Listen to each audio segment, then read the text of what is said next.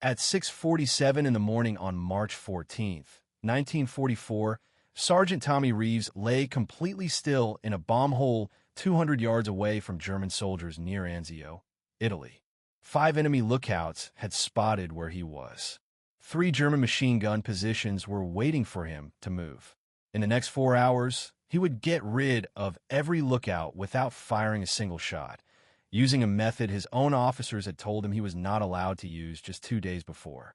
Tommy Reeves grew up in the coal mining towns of eastern Kentucky in a place called Harlan County where the mountains were very close together and the work went very deep underground. His father worked in the mines. His uncle worked in the mines. By age 14, Tommy was underground too, running messages between different mining crews in darkness, so complete you could forget the sun even existed. He learned to find his way by sound. The drip of water meant limestone rock. The creak of wooden beams meant pressure.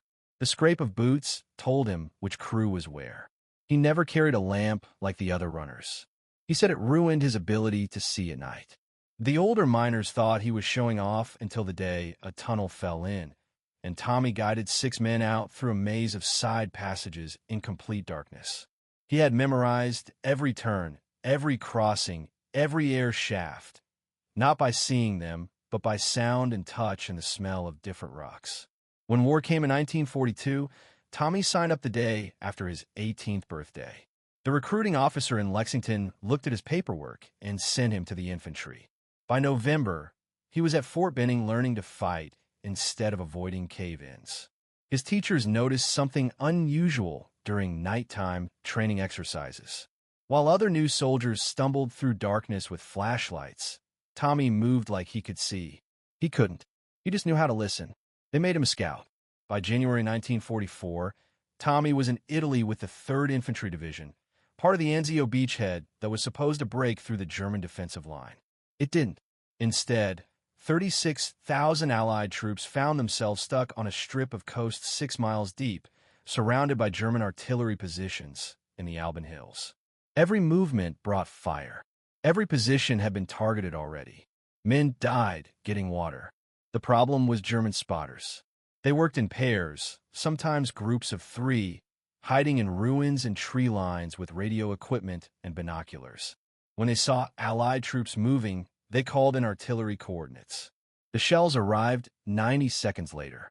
A company would move forward to attack a position, and before they covered 50 yards, German 88s would hit them with accuracy that seemed impossible. On February 8th, Tommy watched a group from Baker Company get caught in the open during an advance toward Cisterna. The spotters called it in from a bombed-out farmhouse 400 yards north. 42 men went down before they could reach cover. Tommy knew 3 of them from the same transport ship crossing the Atlantic. Private James Doherty from Tennessee, Corporal Vincent Palmieri from New Jersey, Sergeant First Class Robert Hutchins from Oregon, who had promised Tommy he would teach him to fly fish after the war. Tommy asked permission to hunt the spotters. His lieutenant, a West Point graduate named Ambrose from Connecticut, said no. "We need you for scouting, not revenge missions." On February 16th, a sniper team tried to get rid of a spotter nest in the ruins of a church tower near Camp Oleon. The lead sniper, a quiet kid from Minnesota named Anderson, got into position at dawn and took the shot. He hit the spotter in the center of his body. The man fell down. Anderson smiled. Then the second spotter, hidden in the bell tower shadow, radioed coordinates, and Anderson's position was destroyed by a mortar attack that arrived 30 seconds later. They found pieces of him scattered across 40 feet. Tommy asked permission again. Ambrose said no again. Doctrine is clear. Sniper teams handle spotters. We don't send scouts on killing missions. On March 3rd, an entire squad got pinned down trying to clear a German observation post on a hill called Hill 73. The spotters positioned in a group of 3 connected positions called an artillery that killed 7 men in 4 minutes. The squad leader, Staff Sergeant Leonard Hayes from Alabama, was the last to die. Tommy had shared a foxhole with Hayes 3 weeks earlier during a particularly bad shelling. Hayes had talked about his wife, about their farm, about how he was going to plant apple trees when he got home. Hayes died calling for a medic who couldn't reach him. That night, Tommy sat in his tent and stared at a map of the German positions. The spotters weren't just killing men. They were killing any chance of breaking out of Anzio. As long as they could call an accurate fire, every Allied advance would end in slaughter. The snipers couldn't get them. Artillery couldn't stop them because they moved constantly. Airstrikes were too imprecise. Someone needed to get close. Tommy had been working on something. Not officially, not with permission, just a technique he had been developing during night patrols based on how he had navigated mine shafts as a kid. He called it shadow linking. The idea was simple but crazy. Instead of hiding from the enemy, you moved in their blind spots by tracking their attention patterns. You became part of their surroundings, a shadow that existed at the edge of their awareness but never quite became clear enough to be a target. It required memorizing where spotters looked and when, how often they swept different areas, when they adjusted binoculars, when they reached for radio equipment. You had to map their pattern the way Tommy used to map tunnel sounds, then move in the gaps between their observations. Not when they weren't looking. That was impossible to predict. But when their attention was focused somewhere else, so completely on one area that their awareness of everything else collapsed. He had tested it on 4 patrols. Each time he had gotten within 100 yards of German positions that were supposed to be impossible to reach. Once he had been so close to a machine gun nest that he could hear the gunner complaining about the cold. He had marked their positions, reported back, and watched as artillery hit the coordinates he had provided. On his last patrol, Tommy had gotten within 30 feet of a German spotter team before returning undetected. He wrote up a report explaining the technique and handed it to Lieutenant Ambrose. The lieutenant read it twice, then called Tommy into his tent. "This is insane," Ambrose said. "You're describing stalking techniques, not scouting. It works. It violates every principle of scouting doctrine. You're supposed to observe and report, not sneak into enemy positions. The positions I observed last week are the ones we destroyed with artillery. 20 Germans dead. No American casualties." Ambrose set the report down. His jaw was tight. "Sergeant, I'm not questioning your results. I'm questioning your methods. What you're describing requires getting so close to enemy positions that one mistake means capture or death. We can't afford to lose scouts. We're losing entire squads," Tommy said. "Hayes is dead. Anderson is dead. Doherty, Palmieri, Hutchins, all dead because spotters calling fire we can't stop. And if you get killed trying the shadow linking technique, we lose our best scout and gain nothing. Then I won't get killed." Ambrose stood up. "I'm making this clear, Sergeant. You are forbidden from attempting this technique. That's a direct order. You will continue standard scouting patrols, and you will not, under any circumstances, attempt to close within 100 yards of enemy positions." Understood. Tommy understood. He also understood that men would keep dying. 2 days later, before dawn on March 14th, Tommy loaded his pack and slipped out of camp. He didn't tell anyone where he was going. He didn't file a patrol report. He just walked into no man's land with a trench knife, 2 canteens, and a map marked with 5 spotter positions that had been particularly deadly. The first position was in a collapsed barn 300 yards northwest of the American lines. Tommy had been watching it for a week. 2 spotters worked in rotation, one watching the Allied positions through binoculars while the other monitored radio equipment. They had a schedule. Every 14 minutes, the watcher would hand off the binoculars and they would swap roles. During the handoff, there was a gap, 6 seconds when both men were focused on the equipment exchange, neither watching their areas. Tommy crawled through a drainage ditch filled with 3 inches of water that smelled like sewage and death. The sun rose behind him, casting his shadow forward, but he timed his approach for when the spotters would be looking west into the glare. He moved during their radio checks, when static crackled, and one spotter would adjust frequencies while the other wrote in a logbook. It took him 90 minutes to cover 200 yards. At 7:53 a.m., he was 20 feet from the barn's collapsed wall. He could hear their conversation. One of them was complaining about coffee. The other was talking about a girl in Munich. Tommy waited. At 8:07 a.m., the radio crackled with an incoming transmission. Both spotters turned to the equipment. Tommy moved. He covered the 20 feet in 4 seconds, coming through the gap in the wall low and fast. The first spotter turned his head at the last moment. His mouth opened to shout. Tommy's knife caught him under the jaw, angled upward, cutting off the screen before it could form. The second spotter reached for his rifle. Tommy pulled the knife free and drove it into the man's throat. Both were dead in 8 seconds. No shots fired, no radio transmission, just silence. Tommy dragged both bodies into the barn cellar and covered them with debris. He took their radio equipment and smashed it. Then he marked the position on his map and moved to the next target. Position 2 was a German observation post in a grove of olive trees 600 yards east. 3 spotters here, more advanced equipment. Tommy spent 2 hours watching their pattern from a distance. They operated in overlapping areas, one watching north, one watching south, one coordinating with artillery batteries. Every 20 minutes, they rotated positions. Tommy waited until the rotation. That was when their attention collapsed inward, when they were focused on each other instead of the landscape.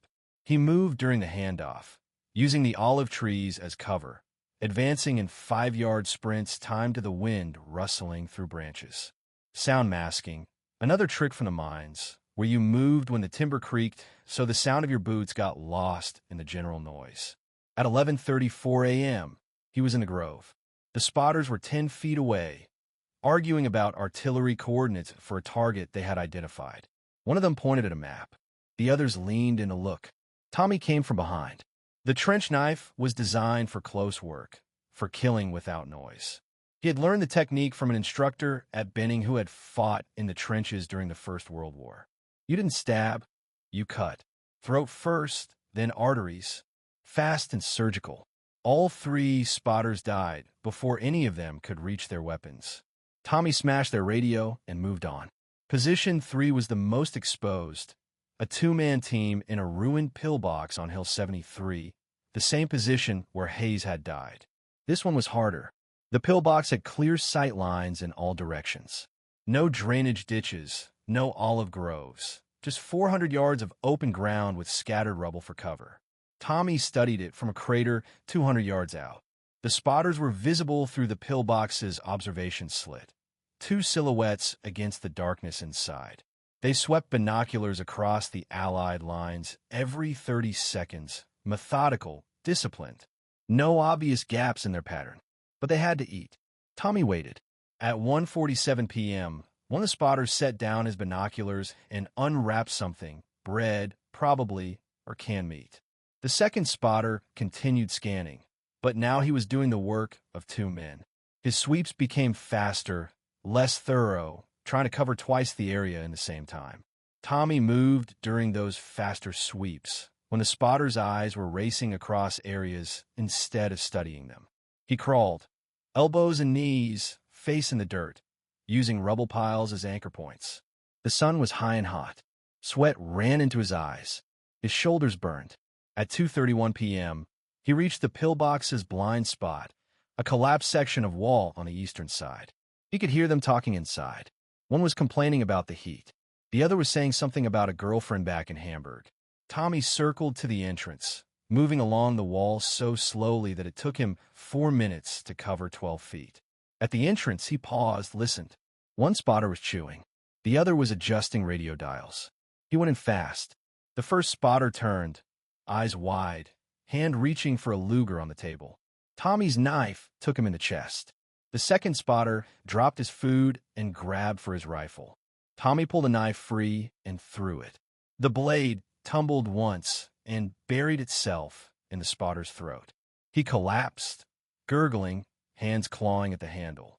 Tommy retrieved the knife. Both spotters bled out in silence. He destroyed the radio and marked the map. 2 positions left. Position 4 was a spotter team in a burned-out farmhouse 800 yards south. Position 5 was on the edge of a tree line overlooking the main supply route into Anzio. Both were visible from each other, which meant Tommy couldn't approach during daylight. If one team saw movement near the other position, they would radio a warning and German infantry would swarm the area. He waited for dark. At 6:22 p.m., the sun dropped behind the Alban Hills. Tommy moved toward the farmhouse using the same shadow-linking technique, but adapted for twilight. He tracked where the spotters directed their attention by watching the glow of their cigarettes. When the ember brightened, They were inhaling, eyes closed for a fraction of a second. When it dimmed, they were scanning. He moved during the brightening, during those tiny gaps when their night vision was damaged by the cigarette's glow. At 8:04 p.m., he was inside the farmhouse. Two spotters, both tired, both careless. One was asleep in a corner. The other was monitoring radio traffic with his back to the door. Tommy killed the sleeping one first, then the radio operator. Both died without waking up properly. He didn't destroy this radio. Instead, he used it, keyed the microphone, and transmitted random static for 30 seconds, then went silent. At the tree line position, the fifth spotter team would be listening, trying to figure out why their sister position had just transmitted nonsense. Tommy left the farmhouse and moved toward the tree line. He could see the spotters now, two silhouettes backlit by a small lamp inside their position. They were arguing, voices rising. One was saying they should check on the farmhouse. The other was saying it was probably just radio malfunction. Neither of them was watching their areas. Tommy covered the 400 yards in 18 minutes, moving through darkness that felt like home. At 8:47 p.m., he reached their position, a camouflage tent tucked into the trees. The spotters were still arguing. One had a map spread out. The other was fiddling with radio equipment. Tommy came through the tent flap like a shadow. They looked up, saw him. One reached for a rifle. Too slow. Tommy's knife opened his throat. The second spotter lunged for the tent entrance. Tommy caught him from behind, one hand over the man's mouth, the other driving the knife between his ribs. The spotter jerked and went still. 5 positions, 12 spotters, 0 shots fired. Tommy dragged the bodies into the underbrush and smashed the final radio. Then he sat down on the ground, back against a tree, and let the exhaustion hit him. His hands were shaking. His uniform was soaked with sweat and blood. His shoulders felt like they were made of broken glass. He had done it. The walk back to American lines took 3 hours. He moved slowly, too tired to be careful, following instinct more than planning. At 11:53 p.m., he stumbled into the perimeter wire and got challenged by a sentry who nearly shot him before recognizing his face. Lieutenant Ambrose was waiting in his tent. "Where the hell have you been, Sergeant?" Tommy set down his pack. His knife was still sheathed, still bloody. "Patrol." "Patrol where?" "You didn't file a route plan." "German positions, northwest sector." Ambrose stared at him, at the blood on his uniform, at the exhaustion in his face. "What did you do?" "What you order me not to do." The lieutenant's jaw tightened. "Explain." Tommy pulled out his map and laid it on the table. 5 positions marked in red. 12 spotters, 5 radio stations, all eliminated. No shots fired. No Allied casualties. Ambrose looked at the map. Looked at Tommy. "You used the shadow linking technique." "Yes, sir." "After I explicitly ordered you not to." "Yes, sir." "Do you understand what you've done? This is insubordination. This is a court-martial offense." Tommy met his eyes. Hayes is still dead. So is Anderson, Doherty, Palmieri, Hutchins. So are the 42 men from Baker Company. I couldn't bring them back, but I could stop more from dying the same way. Ambrose opened his mouth, closed it. He looked at the map again, at the 5 marked positions, at the tactical implications. Without those spotters, German artillery would be firing blind. Without accurate coordinates, their shells would be wasted ammunition instead of precision instruments of slaughter. "You're confined to camp pending investigation," Ambrose finally said. "I'm reporting this up the chain. What happens next isn't my decision." Tommy nodded. He expected prison. He expected dishonorable discharge. He expected to spend the rest of the war breaking rocks in a military jail. What he didn't expect was what happened the next morning. At 6:15 a.m. on March 15th, German artillery opened up on the Anzio beachhead with their usual dawn attack. But something was wrong. The shells fell randomly, scattered across areas without coordination. No precision, no bracketing, no walking fire that adjusted onto targets. Just blind firing based on pre-aimed coordinates that didn't account for Allied movements during the night. A company moved forward to check Hill 73. No artillery response. They reached the pillbox without taking fire. Found Tommy's work inside. 2 dead spotters, a destroyed radio, and silence.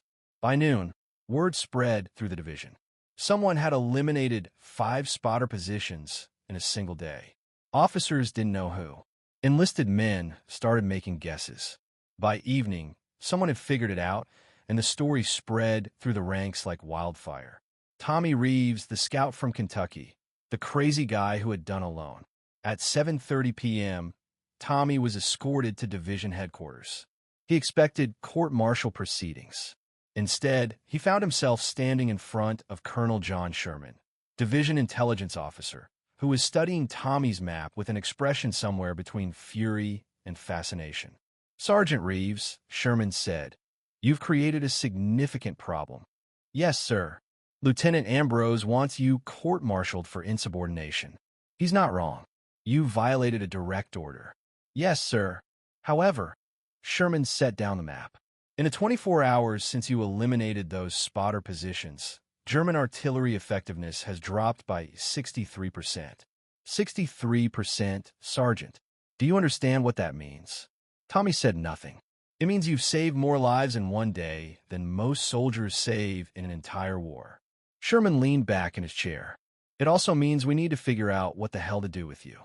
We can't court-martial you. Morale would collapse if word got out we were punishing the man who just crippled German artillery. But we also can't reward you for flagrant insubordination. So we're going to do something else. Sir, you're going to teach your technique. Not to scouts, to a specialized unit we're putting together. Men who can do what you did. Get close, eliminate spotters, destroy radio equipment, disappear. We're calling it deep reconnaissance. You'll train them, lead them, and if they're as effective as you've been, we'll expand the program across the entire Fifth Army." Tommy blinked. "I'm not being court-martialed?"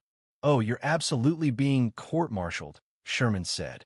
"But the sentence is suspended pending your service with a new unit. Consider it probation with extreme prejudice. You teach soldiers your shadow linking technique. You lead missions, and you don't get shot. Those are the terms. Acceptable?" Tommy nodded. "Yes, sir." "Good.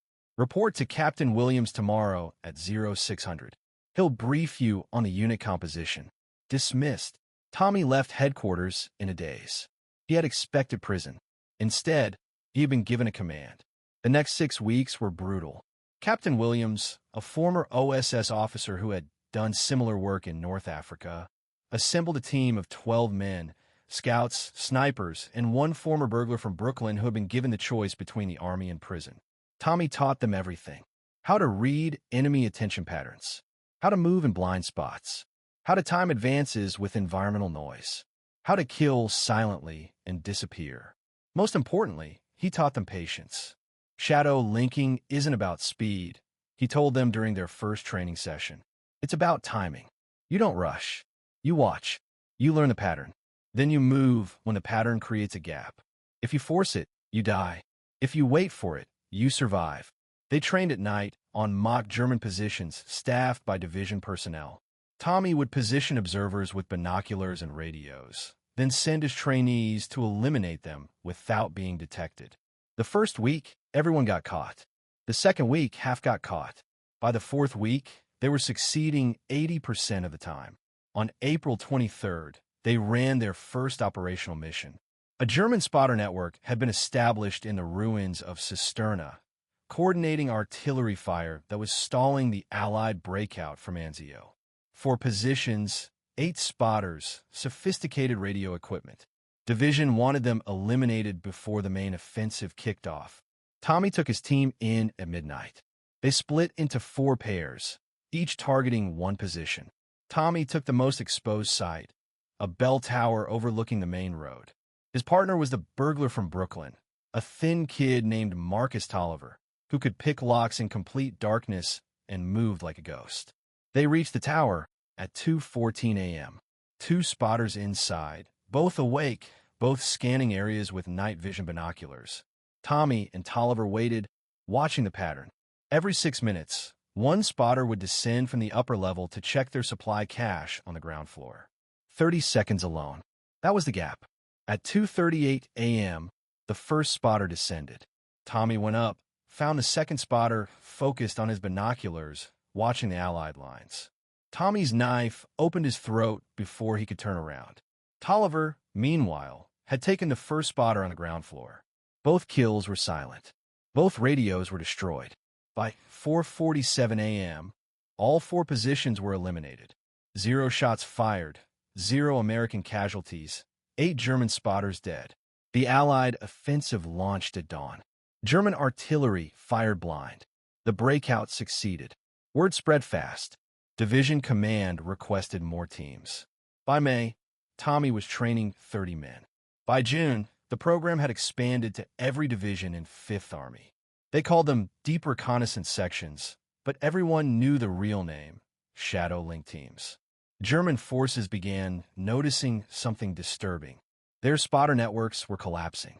Positions that should have been secure were being eliminated overnight. Bodies were found with throats cut, radios destroyed. No evidence of how the attackers had gotten close. German intelligence intercepted Allied communications mentioning shadow tactics and pattern infiltration, but the reports were fragmentary and confusing. On July 8th, a German after-action report filed by a lieutenant named Klaus Wehrer described an encounter near Florence. Wehrer had been part of a quick reaction force responding to a missing spotter team. They found the position intact, but abandoned. The radio was destroyed. Blood on the floor. No bodies. The spotters had been dragged away and hidden. Wehrer's report included a chilling detail. No signs of combat. No shell casings. No bullet impacts. Whoever eliminated our observers did so with knives in darkness without triggering any alarm. Recommend immediate review of security protocols. Current defensive measures are ineffective against this form of infiltration. The report was filed and ignored. German doctrine hadn't changed since the Western Front in 1918. Defensive positions were built to stop frontal assaults, not prevent infiltration by individual soldiers. By August, German spotter casualties in Italy had reached crisis levels. Artillery effectiveness continued to decline. Back in Allied territory, Tommy's team had become legendary. Soldiers would see them moving through camps at night. Quiet men with knives and blackened faces who didn't talk much and didn't stay long. They would disappear for days, then return with reports of eliminated positions and destroyed equipment. Casualty rates in their operational areas dropped by an average of 41%. But success brought scrutiny. On September 3rd, Tommy was summoned to Corps headquarters. A brigadier general named Whitfield, fresh from the States with a West Point education and no combat experience, had read the reports on Shadow Link teams and decided they violated the rules of warfare. These tactics are assassination, Whitfield said, not combat. Tommy stood at attention in front of the general's desk. Captain Williams was there too, looking uncomfortable. With respect, sir, Williams said, these tactics have saved hundreds of lives. By encouraging soldiers to murder enemy personnel in their sleep, Whitfield replied, that's not soldiering. That's butchery. Tommy spoke quietly. German spotters direct artillery fire that kills our men by the dozen. They do it from positions we can't reach with conventional tactics. Shadow linking gets us close enough to stop them. If that's butchery, then I'm a butcher. But Hayes, Anderson, Doherty, they're still dead because we followed conventional tactics. Whitfield's face reddened. I don't need a lecture on tactics from Sergeant. Then don't lecture me on morality. Tommy shot back. Every man I've killed was killing us first. That's not murder. That's war. The room went silent. Williams closed his eyes. Tommy knew he had just ended his career, but Whitfield surprised him. The general leaned back in his chair and studied Tommy for a long moment. You're right, he finally said. And I hate that you're right.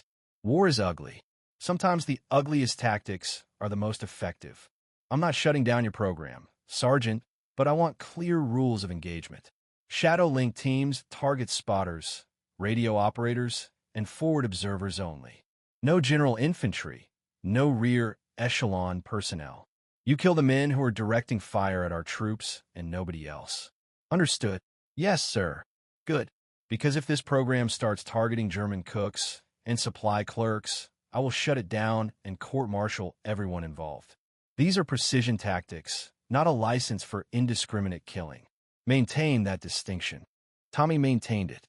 By the time the Italian campaign ended in May 1945, Shadow Link teams had eliminated over 400 German spotters, destroyed countless radio stations, and reduced enemy artillery effectiveness by an estimated 58% across all operational areas. Conservative estimates credited the program with saving between 800 and 1,200 Allied lives. Tommy Reeves received no medal, no commendation, no official recognition. His name appeared in classified after-action reports that remained sealed for 50 years. On May 10, 1945, 2 days after Germany surrendered, Tommy was discharged from the Army with the rank of Staff Sergeant. He took a bus back to Kentucky and returned to Harlan County like nothing had happened. He got a job working construction, then mining again because that was what men did in Harlan County. He married a woman named Sarah who worked at the diner on Main Street. They had 3 children. He never talked about the war. Not to Sarah, not to his kids, not to anyone. Once a year on March 14th, Tommy would get a phone call. Marcus Tolliver, the burglar from Brooklyn, who had become one of the best Shadow Link operators in Italy. They would talk for 10 minutes, never about the war directly, just about whether they were still alive, still okay, still managing. You still having the dreams? Tolliver asked one year. Sometimes Tommy said, me too. They would hang up and go back to their lives. Tommy died on January 4th, 1987, in a hospital in Lexington. He was 62. Heart attack. His obituary in the Harlan Daily Enterprise was 4 paragraphs long. One paragraph mentioned his military service. Mr. Reeves served with distinction in the United States Army during World War II, stationed in Italy with the 3rd Infantry Division. No mention of Shadow Link. No mention of 12 spotters eliminated in one day. No mention of the 400 more eliminated by the teams he trained. His funeral was attended by 70 people. Marcus Tolliver flew in from New York. Captain Williams, retired and gray-haired, came from Virginia. A dozen other men Tommy had trained showed up without being asked. They stood in the back during the service and didn't say much. After the burial, Williams approached Sarah. Your husband saved my life, he said. Probably saved it a dozen times. Just wanted you to know that. Sarah nodded. He never talked about it. He wouldn't have. That was Tommy. Did the work, came home, moved on. Years later, in 2003, a military historian named David Richardson was researching Italian campaign tactics when he found a reference to specialized reconnaissance sections in a declassified Fifth Army report. The details were sparse, but intriguing. Richardson spent 4 years tracking down veterans, reading after-action reports, and piecing together the story of Shadow Link teams. His book, published in 2007, was titled Silent Hunters: Deep Reconnaissance in the Italian Campaign. It dedicated an entire chapter to Tommy Reeves and calculated that shadow linking tactics had reduced Allied casualties in Italy by approximately 11% across the 18-month period they were operational. 11% doesn't sound like much, but in a campaign where 15,000 Americans died, 11% means over 1,600 soldiers who came home instead of dying on Italian hillsides. That's Tommy Reeves's legacy. Not a medal, not a monument, just 1,600 men who got to see their families again because a coal miner from Kentucky learned how to move in shadows and taught others to do the same. That's how innovation actually happens in war. Not through committees examining doctrine and writing new field manuals. Not through generals in headquarters planning elegant strategies. Through sergeants who watch their friends die and decide they won't watch anymore. Through men who break rules because the rules are killing people. Through techniques developed in darkness and taught in whispers because official channels move too slowly and men are dying too fast. Shadow linking violated doctrine. It violated tactical theory. It violated the career officer's sense of how warfare should be conducted, cleanly, from a distance, with proper authorization. But worked, and in war, working matters more than anything else. Tommy Reeves understood that. So he did what needed doing, accepted the consequences, and went home when it was over. No fanfare, no glory, just the quiet knowledge that he had done something that mattered. If you found this story compelling, please like this video. Subscribe to stay connected with these untold histories. Leave a comment telling us where you're watching from. Thank you for keeping these stories alive.